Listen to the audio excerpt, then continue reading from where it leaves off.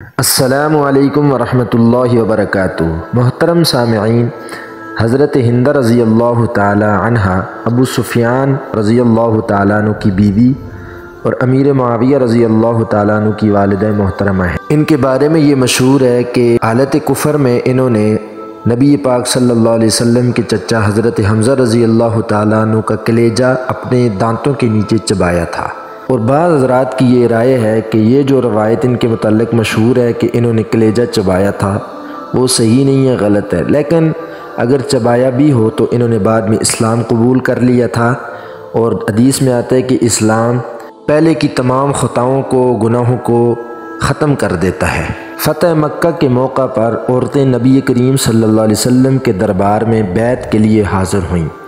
نبی کریم صلی اللہ علیہ وسلم نے حضرت عمر فاروق رضی اللہ تعالیٰ عنہ کو حکم دیا کہ عورتوں کو بتا دو کہ حضور صلی اللہ علیہ وسلم تم سے اس بات کی بیعت لیتے ہیں کہ تم اللہ تعالیٰ کے ساتھ کسی کو شریک نہیں کرو گی۔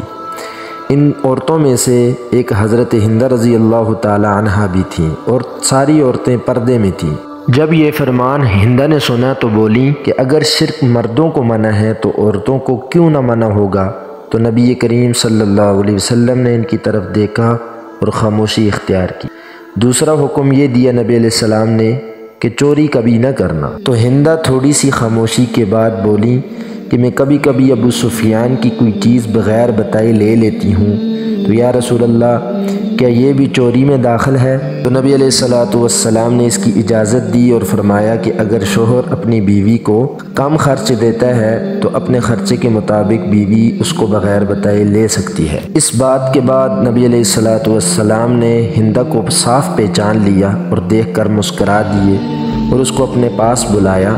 ہندہ نے نبی پاک صلی اللہ علیہ وسلم سے معافی مانگی تو حضور صلی اللہ علیہ وسلم نے فرمایا، تم وہی ہندہ ہو نا جس نے میرے چچا حمزہ کا کلیجہ چبایا تھا؟ تو کہا جی ہاں میں وہی ہوں۔ تو نبی علیہ السلام نے فرمایا جا، میں نے تجھے معاف کر دیا۔